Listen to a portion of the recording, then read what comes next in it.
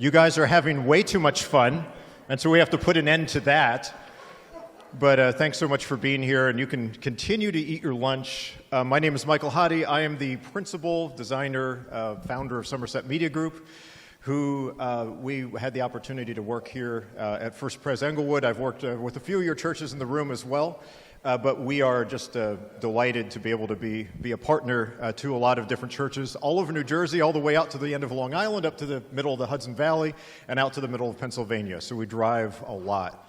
What I wanted to do, just kind of to start us off, is to ask why you're here. And I don't mean that like in an existential kind of context, but there's something that when you saw this breakout, you said, I want to go show up to that, and instead of eating my lunch in peace, I want to participate in that. So there may be, you don't have to go around individually, but if there's groups of people from churches or something like that, just if you can anoint a spokesperson and just say who you are, where you're from, and in about a sentence, because we'll be here the whole time if we tell all of our stories and tales of woe, just say why you showed up to this. Kind of what was the thing that you're experiencing, that you're looking to do, whatever it is in your church that really made this top of mind for you. We'll start back here. We'll go forward, and we'll go around, and we'll go over here.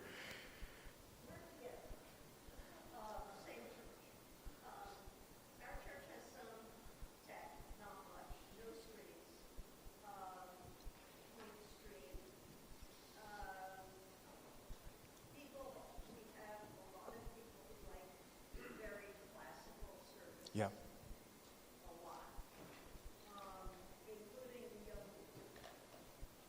So doing anything, I mean, I feel as if we're here to absorb. Because what you're talking about, we don't have to do. So it's reconnaissance. I love that word. Yeah. No, so it sounds like you have a kind of a more traditional congregation worship style, and you're trying to ask and answer the question, where does technology intersect with what we're doing? And the answer is there's no one-size-fits-all, and really the question is how does this amplify our mission and vision and values as a church? Perfect. Thanks. Jean, you're next.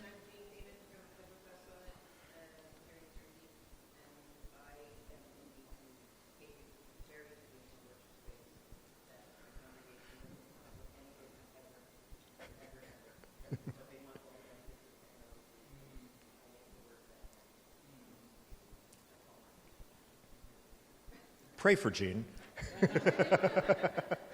All right. Paul Struve, I'm pastoring in central Illinois, Clinton, Illinois, and I'm here to make the most of my time at this conference. And just seeing what we could be doing better with our technology. Probably like many of you, we got pushed into it with COVID and a huge kind of learning curve to get things up online and ready so people can continue to worship with us, and then now seeing the value of that, wanting to do it at more at some level and stuff. So for a small church, they're open and willing. We were forced into it, but it's all been good. Great. Gray Marshall, just realizing that technology is changing so fast all the time. Yeah. It feels like every year there's the better thing that makes things easier. So like, what are some of the values as we're thinking about using technology in church around that? Like, how do we make sure we're making the most of what we got? Like, should we be broadcasting in 4K? Should we? Like, that's a question. Oh, now we have a microphone to pass around. So We're making the best use of technology, Rich. I've been working with a person who does digital media in St. Louis, and he streams bowling tournaments. And one of the things he talks about how in that space, nobody is broadcasting in 4K, and he just started doing it. And it's been amazing the results that he's getting as a result of just embracing the new thing that's out there and that is accessible. So how do we do that in our faith communities as well? We feel like we're all 20 years behind in this space. Yeah, there's some stuff we're going to talk about that speaks to that a little bit. It's great. Thank you, Greg. My media person is extremely willing and teachable, not excellent. Pray for Carol as well. We should have like a time of prayer and intercession Yeah, right. at the end of this. Mason Todd, Lexington, North Carolina. The church has dreams of excellent technological use within worship. They do not have the infrastructure. That's why I'm here. Okay, Zacchaeus Meyer, Woodleaf, North Carolina. Our church is a little bit older. We do have some youth, like myself, but they actually got a little open to it. We finally got a screen installed like a couple of months ago, and they smiled. So I'm hoping through this workshop that I can give them some other ideas of what we can include in the congregation as well. Hi, I'm Sarah Bigwood. This is my husband, Tom Bigwood, which is why he You've handed been the microphone anointed to me. as the spokesperson. Let's see how this goes. We're both in tech. He stayed in tech. I became a pastor. But we've been making, adjustments. We have very good technology, framework. But we are now, after 3 years of being at this church, ready to take it up a notch. So we're looking for that next level stuff. Great. Ryan, Rockaway, New Jersey, and similar to other people, I have it's volunteer tech staff, so not excellent but willing and teachable, but also taking some of our tech up a notch or just streamlining what we have. Hello, Abby Huff. Sort of a 60 to 100 member church of variety of ages, and we were live streaming well before COVID because we had homebound members, and that was a priority for the church, which is great. So that was all already in place before I got there. There's just things that we need. We've been using, first it was live stream, now it's Vimeo instead of YouTube, and that's been a total nightmare. I do not recommend that platform to anyone. I just don't have anyone to help with this aspect of the ministry, and it's a tough one. I designed the website myself, and so anything that falls text, it falls to me, and if I don't know how to do it, it doesn't get done. Stephanie Munsell, pastor at two little churches that are working together in Long Hill, New Jersey. We worship together, 1 month in one place, 1 month in the other, so we have two different worship spaces. Are you at Myersville and First Pres and Sterling? Yes. I live in Millington, so. Oh, hi. Neighbor. Sorry. Go ahead. So we're very low tech. We have a screen and those kinds of things. I'm just always looking to learn. Charles Dixon, pastor in Kingston, New Jersey, and we have a screen that comes out from behind the organ.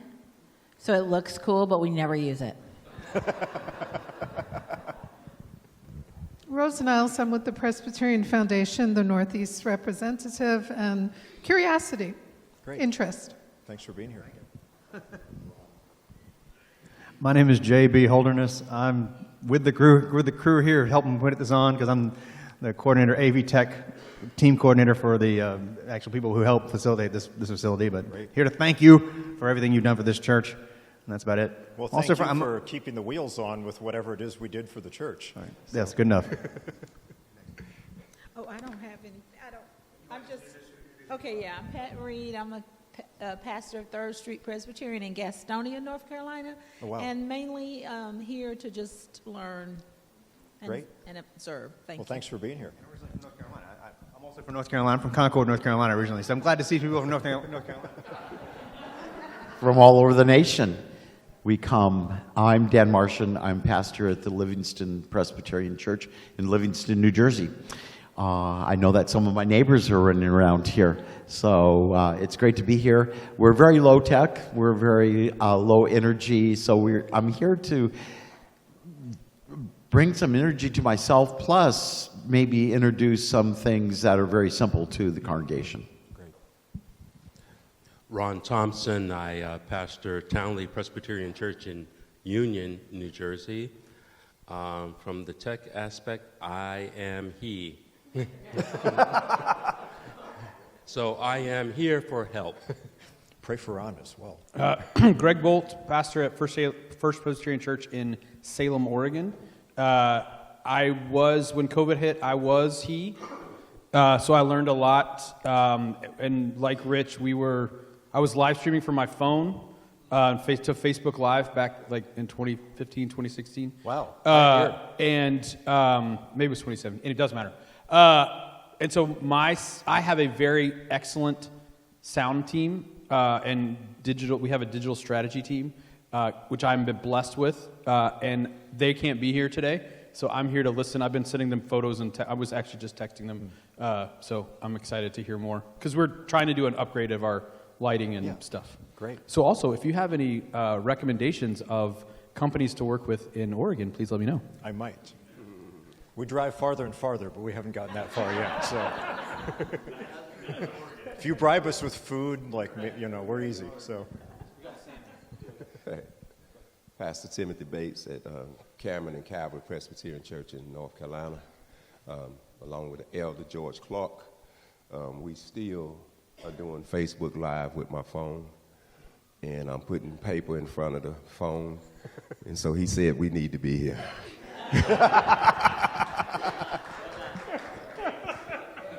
well, thank you all for being here, and a shout out to the North Carolina crew. Man, there's a bunch of you who have come all the way up here. So I don't want to spend a great amount of time talking at you, because I found when we have an environment like this, the best thing to do is to just have a lot of open Q&A and time where you can ask questions of me.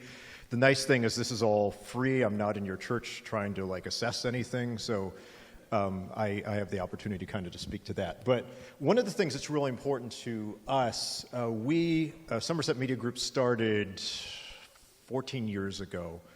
And all of the original kind of core founders and core team are all church people. So I have a church background, and we came at this, and especially I came at this sitting on the other side of the table, which is what all of you do in some context. And so really our entire goal is to say, how can technology serve in an effective way, in the right balance, the needs of the local church? And as we've gone on, we've actually developed some philosophy around this in our journeys, and we get to work with about 90 churches a year in various capacities. That's from very small to very large projects and all sorts of different things. And so one of my favorite things to do is just to get to interact with people like you in a whole bunch of different contexts, different denominations, different missional approaches. And so that's been one of the most fruitful things that I still just deeply enjoy doing. But kind of going around that, we've learned some things, we've seen some things, and I just wanted to briefly present some what I'm calling grounding ideas as you consider whatever it is that brought you here for a reason. And I'm massively low tech. You'd expect a PowerPoint presentation. A lot of people are like, man, the technology in your house must be great. I'm like, it is not. I own a TV. My neighbor finally shamed me into installing like a stereo, like whole house audio, but we deal with it all day. So I'm refreshingly low tech in some ways. So you have handouts. I'm happy to send you the digital stuff. I taught college for many years, and so I didn't feel like it was a good class unless somebody left with a piece of paper. So these are the ideas, and this is really what drives us in every solution we try to implement in a local church. And the first one and the most important one is technology should be inspiring and not distracting. What does that mean? It means that the reason people are at your church is not for tech. It's to connect with God, and it's to connect in the community of faith, and it's to connect on mission. And we all agree on that. But technology, when it's working well in your context, it's serving that. It's not dominating that. And that's both from an implementation standpoint, how it looks and feels. It's from a budgeting standpoint.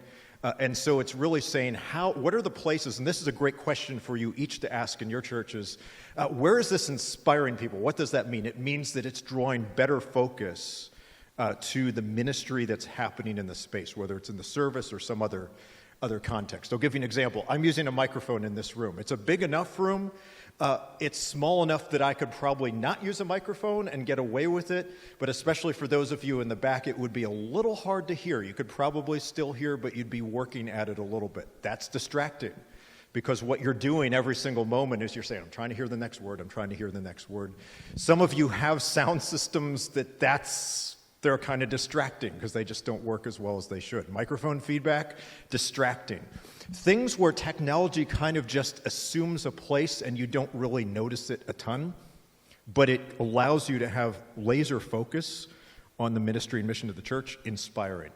So inspiring is not like, wow, the tech. Inspiring is like, I really connect and I understand the ministry and the mission of this church. One of the things we've loved about working here in Englewood is Rich just has a really good theology of how this all works together. And so as much as there's a lot of technology in that room across the way, it's not just there to draw attention to itself. And that's the other part of distracting, is we tend to think of distracting as negative. Distracting can be positive. It can be so good and so cool. And some of you have seen even in the megachurch movement, it's the lights and the lasers and the explosions and all that. And somewhere in the middle, the gospel kind of gets lost in the show. And that's distracting too, because that's not the reason a church exists. And so it's finding that balance of how does technology become inspiring and not distracting. This is another one we've run into a lot. We run into it a little less. Technology doesn't change who your church is by itself. It just makes what it already is louder and brighter. So sometimes people will come to us, or a church will come to us and say, the kids are into lights and they're into subwoofers, and so we should get some lights and subwoofers. And what I always come back and say is that's not a church growth or church change strategy by itself. Like inflicting a bunch of technology on your congregation, that's not a strategy. That's something that should come with a greater strategy, perhaps, or maybe not. There's one church we consulted with where they had just kind of gotten it in their minds that if they got some screens and they got some new tech, that would be the thing that would make the kids just come streaming in the doors. That's not how that works. So what it will just do is whatever your church already is, it's just going to make it brighter and louder. So if your church is dysfunctional, it will make your dysfunction brighter and louder. If your church is boring and irrelevant, it will make your boringness and irrelevance brighter and louder.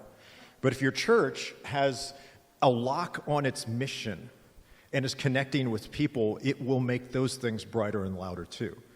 And so that's just important, that this is not like a panacea that allows a church to get out of the process of having to lead through change. It's tempting to think that because you can just throw money at something and something looks different, but it doesn't fundamentally change who the church is underneath the surface. And so that's another principle. This is a third one, and this is a big deal that's kind of related to number 2. Technology is no longer attractional, but rather normal. And I'll give you some examples of that. We are in a room with electric lights. There was the first time a church had electric lights. And everybody was like, ooh, that church has electric lights. Let's go see the electric lights. There was the first church with a sound system, and everyone has a sound system pretty much now. But the same thing has happened with video screens. The same thing has happened with production lighting. There was, before the pandemic, the first church that had a live stream. Like the church I was part of, we started live streaming in 2015, and everyone was like, ooh, wow, a live stream. Now, like whether it's a phone on a stand or whether it's something more sophisticated than that, every church has that. And what happens just over time is what starts out as novel becomes normal. First church with indoor plumbing. Now, if you don't have indoor plumbing, people look at you funny. I'll give you an even more recent example. There are a lot of churches built in the 50s and 60s without air conditioning. Now you would not even dream of building a church without air conditioning. And actually the people around you expect that you have it. And so what happens with this is that like technology is not attraction, like it's not the thing that makes people come and stay, but at the same time there's a kind of a level expectation that you have it, that it's there, that just like with the air conditioning or the plumbing example. I remember I was the second person I know who had an iPhone in 2006 or 2007, whenever that was, and everybody was just blown away by it, and now everybody has them. And so it's just this understanding that if you're looking at technology to be this attractional thing, it really isn't much anymore. It's gone from novel to normal. And every new innovation that comes, not only into the technology space in the church, but in church ministry, it starts out the same way. There was the first church that had, a band. Now, a lot of churches have bands, and everyone's kind of on that spectrum. Are you raising your hand? Yeah. By the way, you can interrupt me at any time.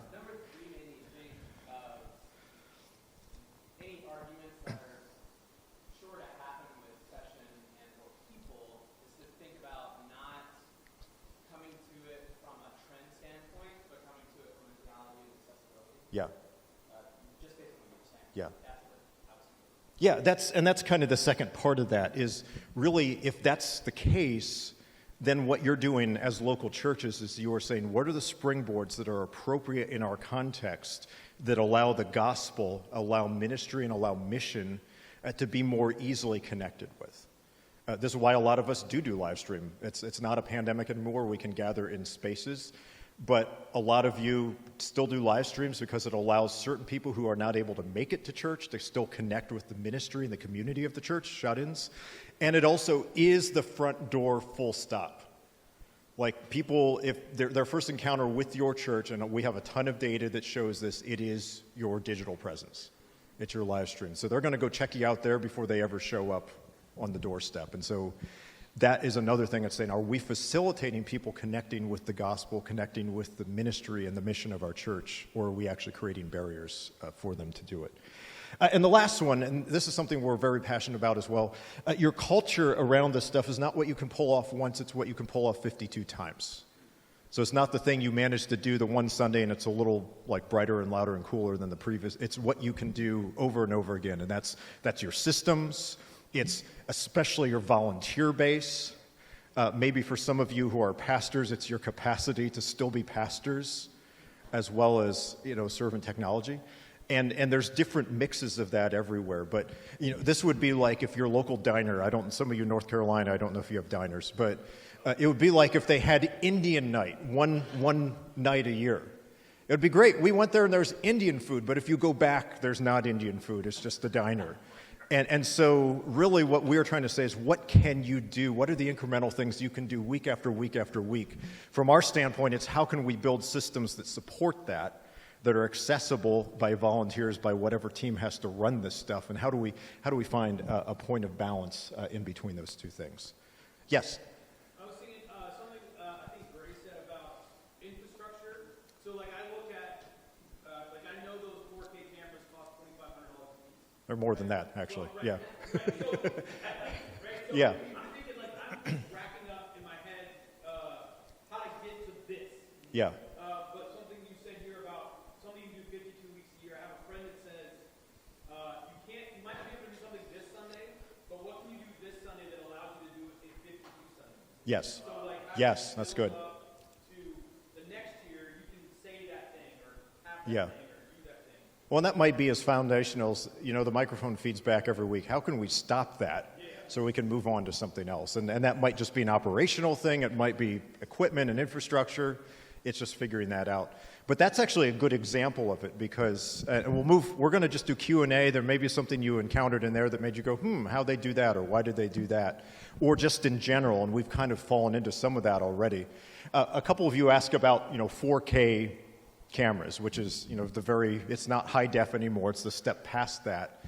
One of the things you have to think about when it comes to something like that in this kind of pulling it off week after week is where is that image, where is that video feed going? Because if you stream a 4K camera to Facebook, it's still 720p. It's still not even high def, or full high def like we'd see it. So it's saying, does this get us something in terms of what is all downstream from it? The other thing I'd tell you about 4K is all the infrastructure you have to put behind it is several times more expensive than high def. And so it's asking the question, okay, we have this cool thing here. How does it impact the end result down here? Go ahead.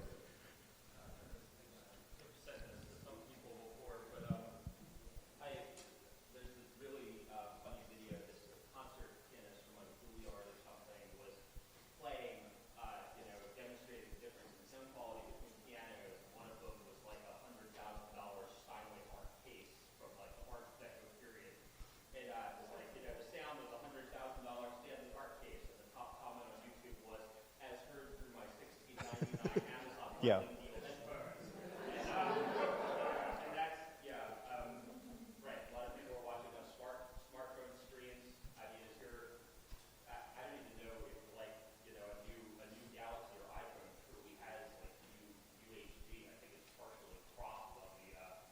Yeah.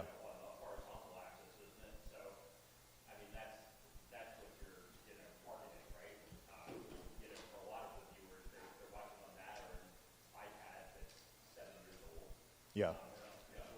Well, and I think on the other side of it, and this is always a tension that we manage, is to say we don't want to just race to the bottom of the lowest common denominator and say, you know, someone's watching this on a potato that is like 240 aspect and they can sort of make out who the pastor is or something. But to say, you know, what does the context I've been placed in, what are their expectations? Like, what is the community around? What's their expectations? I mean, we're here in Englewood, which you can almost throw a rock into New York City. And so the community expectations around certain things like music, around spaces and environments is a little different than maybe it is where I grew up in upstate New York, where everybody, you know, just had a very different vision of that. And so it's trying to balance that as well and say there's this thing that's just kind of a fundamental, this is why a lot of you redo your kids' ministry spaces.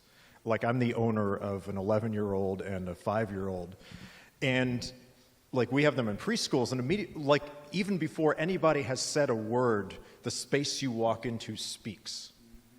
And so it's not just to go nuts on your facility, but it's to say, what are the things that level set us so we're not starting kind of deep in our own territory behind the 8 ball and having to work our way out from there. Yeah. I have a technical question. So our sanctuary is tall and has big windows. Yeah. So creating the dramatic light that was able to be done, do the stained glass windows provide enough darkness so that you can change the lighting in the space, or how did you make it? It was pretty dark at 9 o'clock in the morning. You're talking about over here.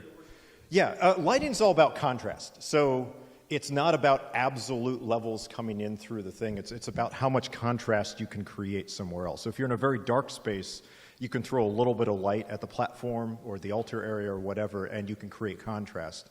If you have a bunch of light blazing in from other places, it gets much harder to do that. Stained glass is pretty well filtered, and so and even where it is coming in, it's not coming in the same color spectra as a stage light most of the time. So you're not fighting against the contrast other ways. What happens in a lot of churches that have like clear windows is you end up actually with the contrast backwards. So there's a lot more contrast out here and there's really no light up there. And that's another inspiring, not distracting kind of thing. Human beings, we are fallen, we are in need of grace and salvation, but one of the things we always do is our eyes and our attention goes to where it's brightest. And so if you're on your platform or in your pulpit or on your altar and it's really bright out here and it's dark up there, besides looking terrible on the live stream, you're creating a distraction for just how human nature and our physiology works. But it's about relative levels. And so, you know, in a space that had more ambient light, we'd have to put more output into the production lighting to overcome that. So this is open Q&A. You can ask, you can pontificate. Half of you are pastors, so you kind of want to. Anyway. A couple of things. Yeah. Richard said something in the larger group setting about SDI. Yeah. If you're gonna put infrastructure in, go ahead and go with SDI. I'm not smart enough to understand why that versus something else. Do you want to do this, Rich? Yeah. The main reason why is just because you can carry a high-def signal further with a single cable than you can with HDMI. Okay, so you're going to max out HDMI 50 feet right there, right? You can take an SDI signal 300 feet. Yeah, it's 380, I think, at full bandwidth. So just that ability to do it. The other thing that's really nice, there's a couple little things. The SDI cable standard is the DLT connectors, and those are locking. It's really nice to have a locking connector on the end of it that it can't go out. Now, HDMI is the consumer standard. So HDMI equipment is going to be cheaper. Everything that has SDI connections is going to be more expensive. So you just buy converters. Yeah. Oh, yeah. Yeah. Magic makes converters like $50, $60. Yeah, they're like $70. We use them all the time.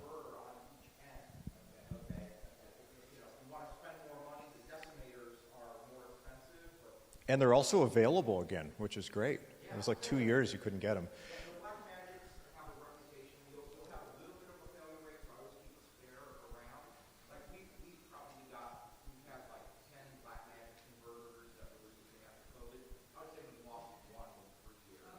Yeah.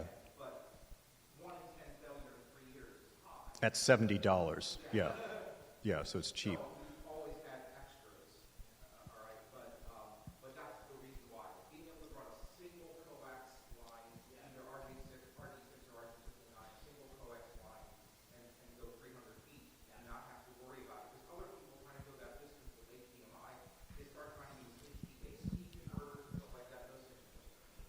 Yeah, well, like HDMI, it was always designed to go between your cable box and your TV 5 feet away. It is the worst connector format in the entire world. And we hate it with a white-hot passion, but it is the world that we live in. And yeah, no, what we always try to do, just like you said, is we get out of that format as soon as we can. So the conversion from HDMI to SDI is a very easy conversion. It doesn't cost much. It doesn't do any weird stuff to the signal. It actually gets rid of all the copy protection stuff that decides to kick you in the shins at the most inopportune times. But the other thing from us, from an integrator standpoint, is it's a very reliable connection, like Rich said with the BNC connector, but it's a 2-conductor cable. Whenever we get into like a video over CAT, like you can go to Amazon and get video over CAT all day long. That thing's looking for a reason to eat your lunch. They're also, this is kind of an interesting thing, all those HDMI over like network cable things are very vulnerable to lightning.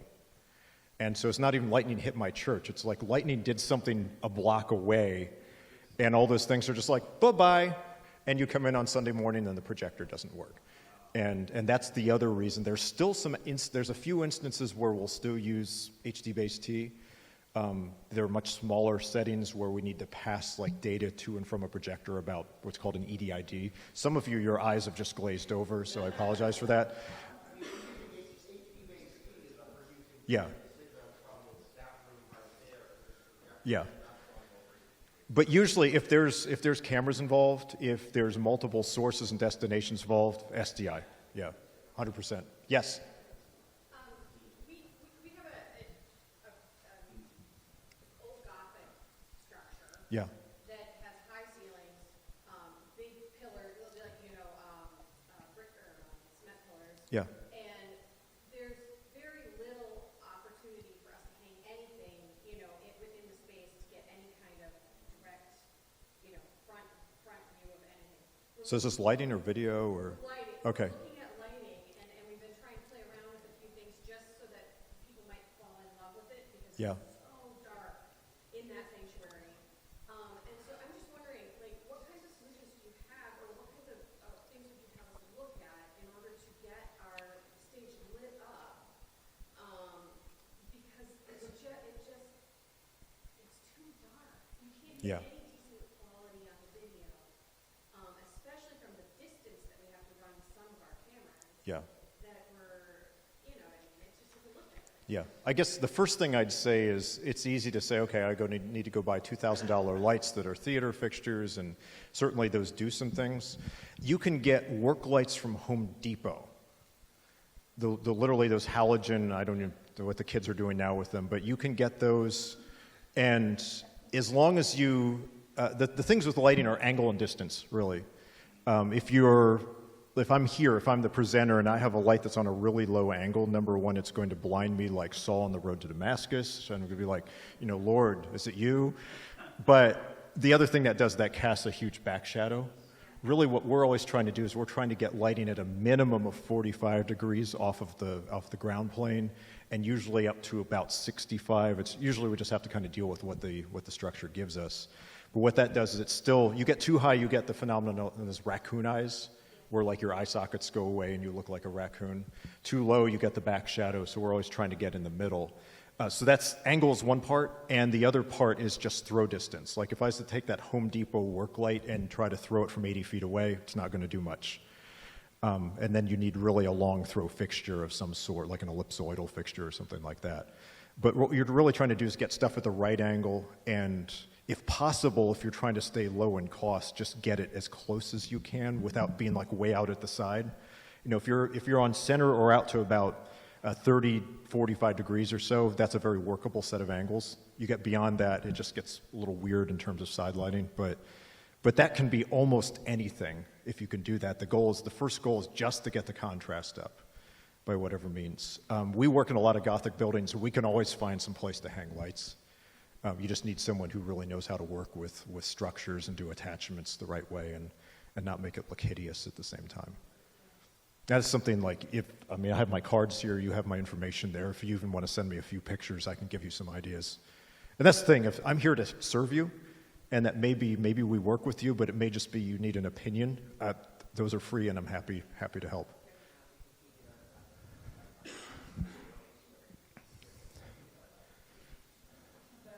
Hi, Beverly.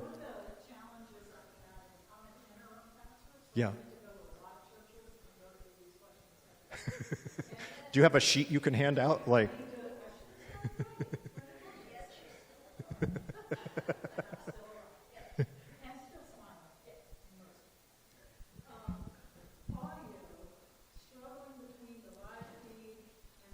Yeah.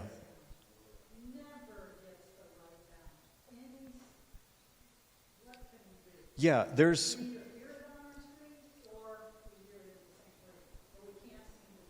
Yeah. Is it mostly kind of more traditional any worship styles, or is it mixed, or? Okay.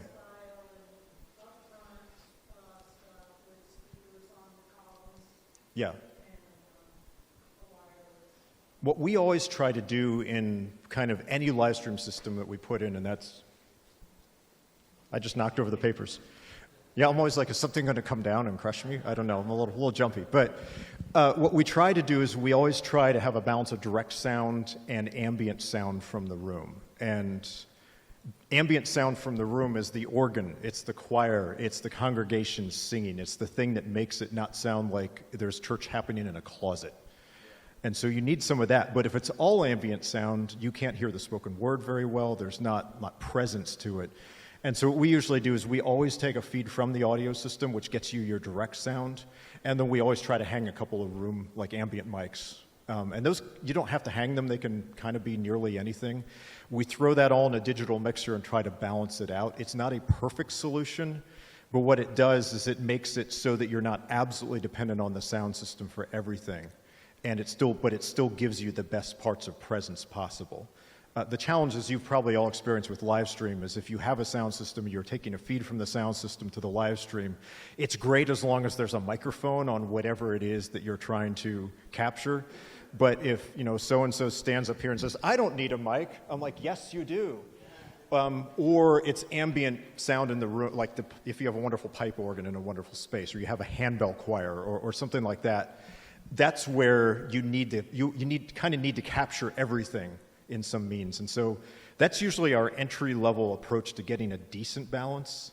As I said, it's not perfect, but it at least allows everything to be heard in some context. You can get much more complicated than that in a couple of different ways. But usually any single camera streaming system will do just a small, like a Behringer XR12, like a little digital mixer that costs a few $100s.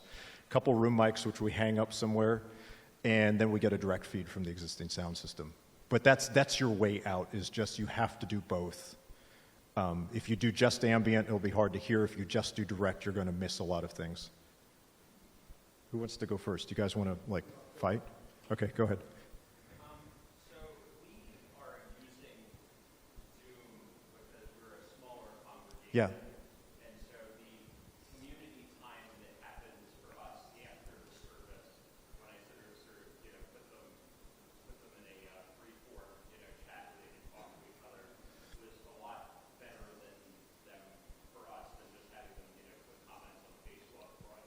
Yeah.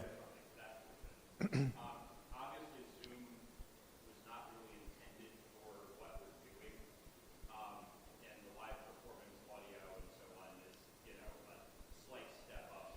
But I'm wondering if anyone has found, or if you have a way that you have sort of struck a balance, because our ambient sound was set up professionally and is good, and Yeah.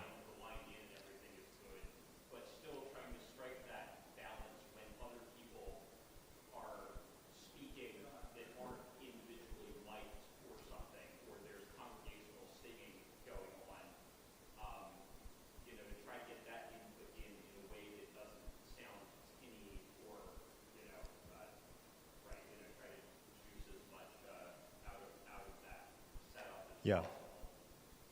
Or if there's some alternative to Zoom that allows, for the community interaction and the maybe direct interaction between people online and the people in the sanctuary on Sunday morning.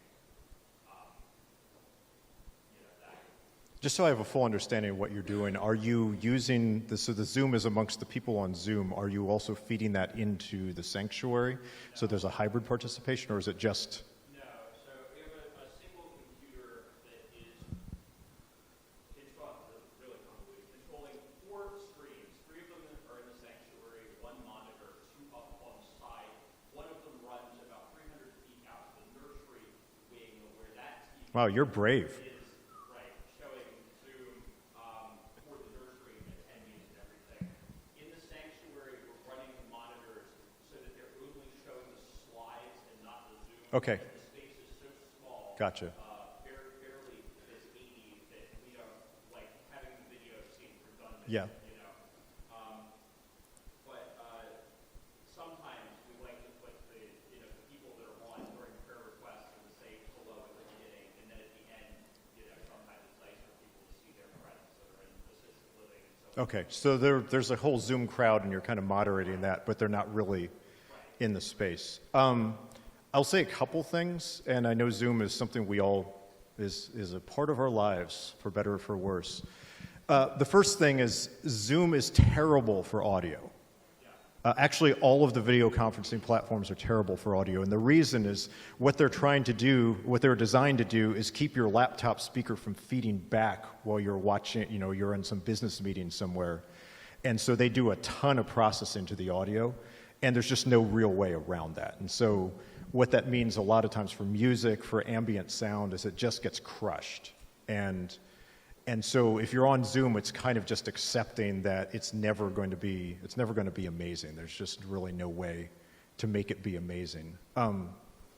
And I think the other thing I'd say, just in general with Zoom is a great community building tool. It is not a great outreach tool.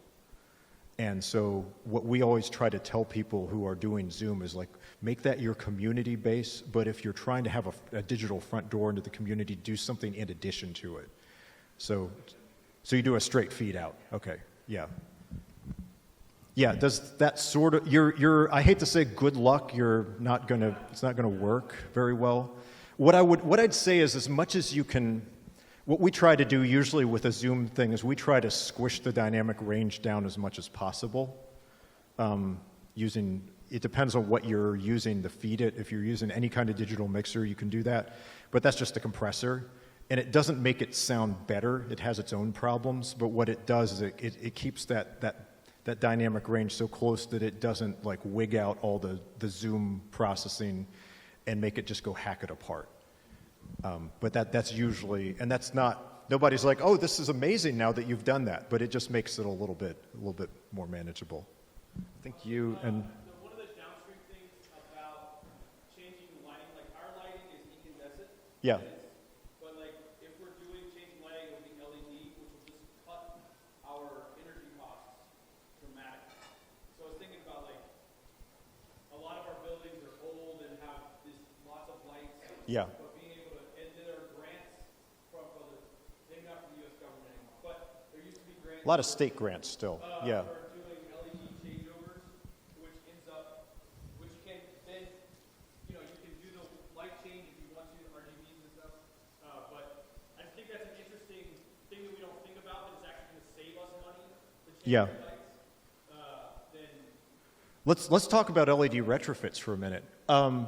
In older buildings, and this is something that a lot of people are like, I don't want to get up on the ladder 30 feet in the air and have to go change the light bulb every 10 days, it seems like. Or it's just literally like an energy cost kind of thing. The thing that's really important with LED retrofitting is you have to make sure the whole chain, the electrical chain, is designed to work together. So if you have like a legacy dimmer that was put in the 50s and you go put like your Home Depot PAR 38 LED bulb, those older dimmers are what are called forward phase dimmers. And so what it really is doing to an LED power supply, which doesn't really know what to do with it, is it's kind of like it's just shaking it electronically. And at some point, the LED power supply is like, peace out, I'm done. And it leaves the chat, and then the bulb, it's like, you're like, I'm supposed to get 20,000 hours out of this thing. Why did it die? It's because there's incompatibility between those two things. There are a couple of retrofit solutions. There are not a lot. They're commercial, but they're designed to work with legacy dimming. And so it's just making sure that you can do that. The other thing you can obviously do, and we do a lot of this, is replace the whole dimming system with something that has a mix of different dimmer types for whatever it is we're trying to dim. But an incandescent bulb's pretty happy. It's happy as a clam pretty much to do whatever. But it's just something you have to consider is the whole chain end to end, the dimming and control side, all the way to what are we relamping these fixtures with. And the other part of that is just what is the output of what we're doing relative to what we're replacing. A lot of churches have these gigantic incandescent lights with like the big mogul base or their 500 watt, whatever it is. And any off-the-shelf consumer solution is not going to be anywhere near that. And so it's saying, how do we achieve the same kind of output with an LED solution or better? Like one of the things we love to do is it gives us the opportunity to actually make a lot of really dim yellow spaces feel a lot sharper. There's the issue of color temperature, which is the difference between something that's like what we call 2700K light, which is closer to an incandescent, all the way up to the like 5000K very, very bright white. We stay the heck away from that because it just feels very institutional. But usually what we're doing now is we're doing 3000K, which is a little crisper. It still feels warm, but it just kind of tightens things up and makes them a little more crisp. I think, Gene, we did a lot of 3000K at Central for you. Yeah, and then it's just, there's a lot of different factors in it. There's color rendering. It's a little more than like, hey, we have some incandescent bulbs, let's go to Ace Hardware and get some LEDs and throw them in. And so it's just kind of considering all those factors together. And that's what makes it work well.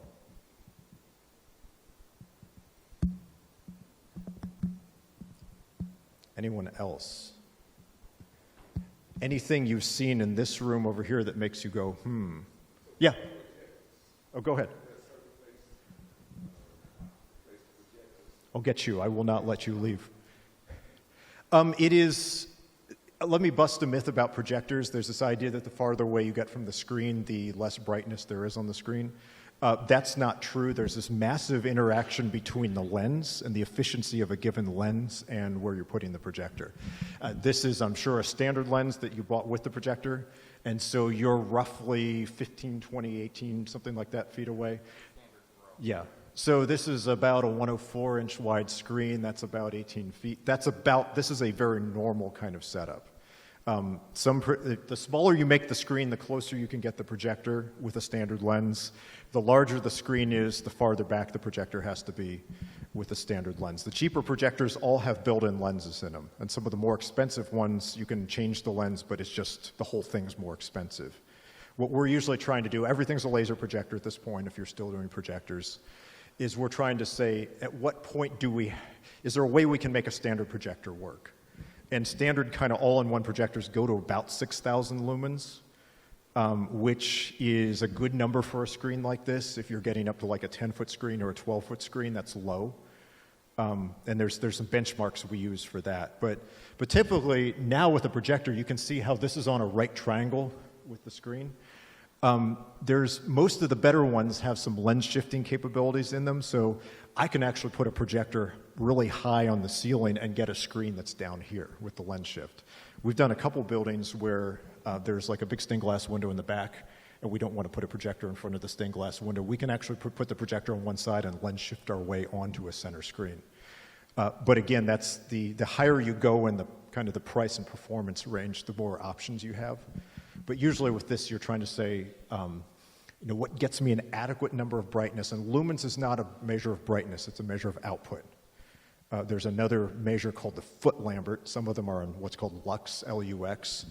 But what that is that's a measurement of how big is the screen, how reflective is the screen, how many lumens or output does the projector do, and what is the performance of the lens in between the projector. And when we do systems, we're always trying to calculate that stuff together. There's some online tools, if you're trying to figure it out, I can show you that are free and help you do some of that. I don't know a ton about this room because he did that, but that room I know a lot about. No, we actually had, I will actually tell you the story of this setup. It's just a blessing to serve here in that we first started a contemporary service that was in here in the chapel. We were doing it, and this was, gosh, it's got to be 15 years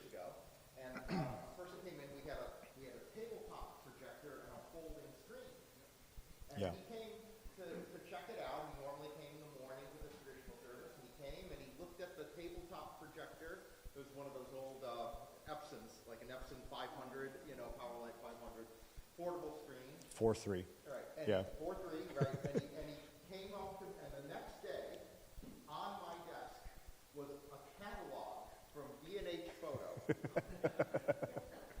with an envelope with a check in it. And the screen and projector circled, and he said, take this check, buy those, and I'll install it for you. Because he was a contractor. Yeah. And so he actually, that's actually home rigged by a house contractor. All right, and that's why you see the rigging table on the sides. This is exactly what Michael would do. Yeah, I'll withhold. It works. I mean, but Yeah. because he had put in like home, he did Yeah. really expensive homes. So he had put in a lot of home theater installations as a part of the houses he was constructing. My point being, you have to watch what you have to do inside. And Yes. contractors as far as painting and stuff. Yes. Like we recently had an integrator come in and give us, our screens, unfortunately, they're about that size. And the pastor actually, God bless her, actually purchased them and said, now look here. They're aesthetically, they look nice, but you know what happens with the fire stick? Oh, yeah, no. Yeah. We did position that so that everyone but Josh can walk under this. Estimates just to raise them, but, 30 grand later to have laser. Oh. Yeah. No, this actually, that screen and projector is like $6,000. Yeah. It may be $6,000.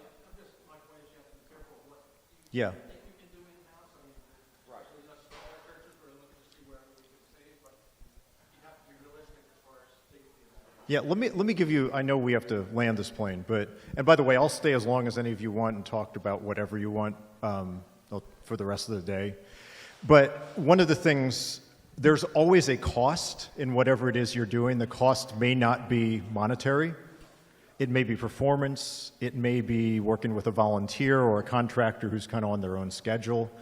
And there's no wrong answer to that equation, especially for a smaller church or a younger church. Sometimes having a volunteer do certain things has its own benefit and its own value to it, because you have buy-in. You're not throwing limited resources away, but you also have the other side of that, which is for many people who are doing that, it's the first time they've done it.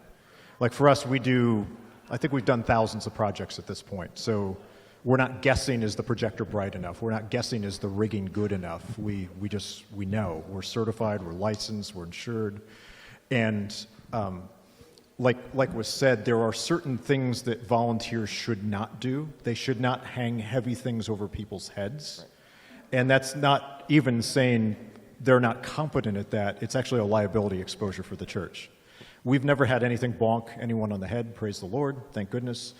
We've never tested our insurance, but it gives the church an out where you're not exposed because, the random person who sits in the third row decided they could screw heavy things to the ceiling. And there are a lot of structural and rigging engineering considerations that you have to take for something like that. Yeah, we don't allow volunteers to do work here on anything that would require a license, because what we really want from them is their professional liability insurance. Yeah. But we're about to head over, so any of you want to stay and talk, but we have a connections time in your program. It's going to be directed conversations. People can gather around different tables in the lunch area and talk about whatever topics they want. But before I close and head back down there, I just wanted to say this. I just wanted to give a story about Michael. So Michael is a church guy, right? And his company is phenomenal. If you are within driving distance of wherever they'll drive to. Yeah, bribe us. We'll see what we'll do. Because I will tell you, because here's the way it worked. When we were planning everything and we were starting the construction, we signed a contract with Somerset long before we were in the middle of it. And you get into the middle of construction and things change, things happen. And Michael calls me up and says, I can get you, if certain prices have dropped in terms of the LED screen stuff, I can get you better than what's in the contract for the price of the contract without raising your price. And along the way, at several points, what's installed is not actually what we contracted for. It's better for the same price because they were able to do it. And a lot of contractors would sit there and say, okay, my prices have dropped. Ooh, more profit for us. We can just give you what was in the contract, and we will charge you what the contracted price was, and we wouldn't complain. We would get exactly what we wanted for the price that had been agreed to. But instead, what we ended up getting over the course of the construction project was more than what we contracted for the price we had contracted to pay. And it was something that, and we wouldn't even known it was possible if Michael hadn't brought that to us and said, I can, so literally he's calling you up saying, I can over-deliver for the same money, all right? And that is the kind of person you want to work with, okay? And so that, you know, and that was just such a blessing to us. And so we ended up with better than what was in the design for the same money. And the money, the original contract was because he was able originally to, we had a couple companies bid, and their bid included just much better equipment for the same price. Because we kind of had we were working backwards from a number. We were budget driven. So we had a number, and we kind of said, here's kind of what we want to do for that number. And the other company that bid, every piece of equipment in it was one level down from what you, like, for example, the wirelesses, they were speccing BLXs when you're speccing SLXs and stuff like that on the shores, okay?